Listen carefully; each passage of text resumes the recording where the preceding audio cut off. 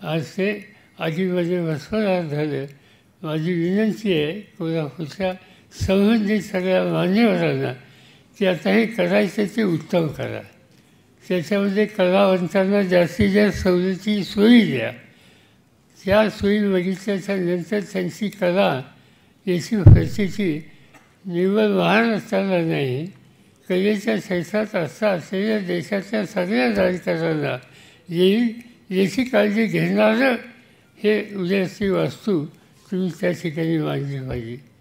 आता हे बांधायच्या म्हणजे पैसे लागतात. मला सांगण्यात आलं की महाराष्ट्राच्या मुख्यमंत्र्यांनी काहीतरी 20 कोटी त्या ठिकाणी जाहीर केले.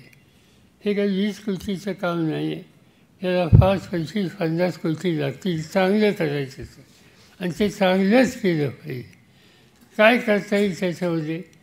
बसल्या बसल्या मी सहज विचार करत होतो की लोकप्रतिनिधीसुद्धा निधी असतो.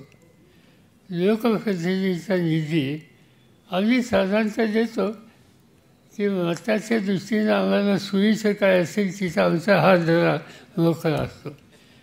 पण कला, साहित्य, संगीत या सगळ्या क्षेत्राच्यासाठी आम्हा लोकांचा हात थोडा मोकळा नसतो.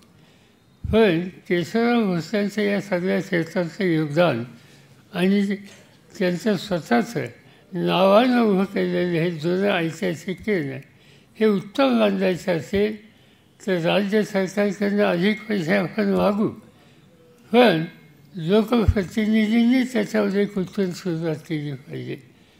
आता मी खासदार आहे. आता खासदारांना आम्हाला 5 कोटी रुपयाचा निधी असतो.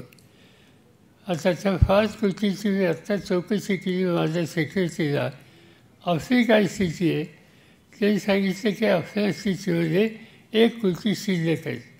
मी त्यांनी सांगितलं की 2 दिवसात तिथं 1 कोटीचा चेक पाठवून द्या आणि केशवराव भोसले हे जे बांधायचे हे बांधण्याच्यासाठी जे लोकप्रतिनिधी आहेत कोल्हापुराचे त्या सगळ्यांनी आपल्या निधीची 20% रक्कम जर दिली तर त्या सगळ्या सावळे शाहू महाराज आम्ही 1 कोटी 5 कोटीचे पत्र दिले. अतिशय चांगली गोष्ट आहे. शाहू महाराज आणि वंचितने ऑलरेडी 1 कोटीचं त्या ठिकाणी हे केलं. आता बाकी राहिलेले जे कुणी घटक आहेत मित्र आहेत त्यांनाही आपण गाठूया. त्याची यादी तुम्ही तयार करा. तुमच्याकडून नाही झालं तर माझ्यावर सोपा. मी त्यांना काय सांगायचं ते सांगेल आणि आपण ही वास्तू अतिशय चांगली करू आणि या शहराच्या लौकिकात भर पडेल अशा प्रकारचं काम आपल्या सगळ्यांच्याकडून होईल अशा प्रकारची अपेक्षा या ठिकाणी व्यक्त करू. आजच्या कार्यक्रमाला आल्याच्या नंतर माझ्या हातात पुस्तकं दिली आणि कार्यक्रमामध्ये पुस्तकं दिल्याच्या नंतर त्याला कव्हर असतं. ते कव्हर फोडल्याशिवाय ती पुस्तकं घेत नाही.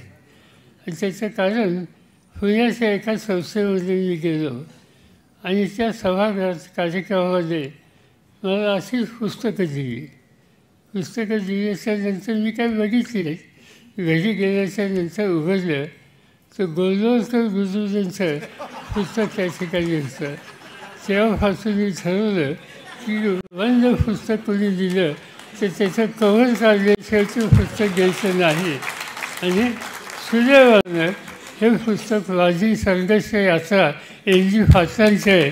त्यामुळे त्याचा स्वीकार करायला मला मनापासूनचा आनंद होतो. एवढंच या ठिकाणी सांगू इच्छितो. मी काही आधी बोलून आपल्या सगळ्यांचा वेळ घेऊ इच्छित आहे.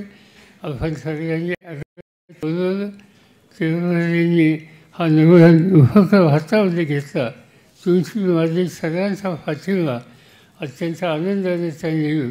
त्यांचं लिखाण दर्जेदार असतं, विचार पोहोचत असतं आणि त्यामुळं एक महाराष्ट्राच्या नव्या पिढीची वैचारिक उभारणी करण्याच्यासाठी हा त्यांचा जो उपक्रम आहे तो अत्यंत उपयुक्त होईल अशाच प्रकारची अपेक्षा या ठिकाणी करतो. याचा शुभारंभ तुम्हा सगळ्यांच्या साथीने झाला हे जाहीर करतो आणि माझे 2 शब्द संपवतो.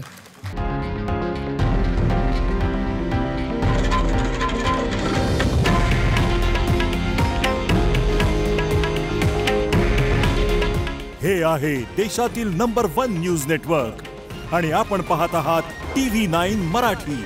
काळजी तुमची, हित महाराष्ट्राचं.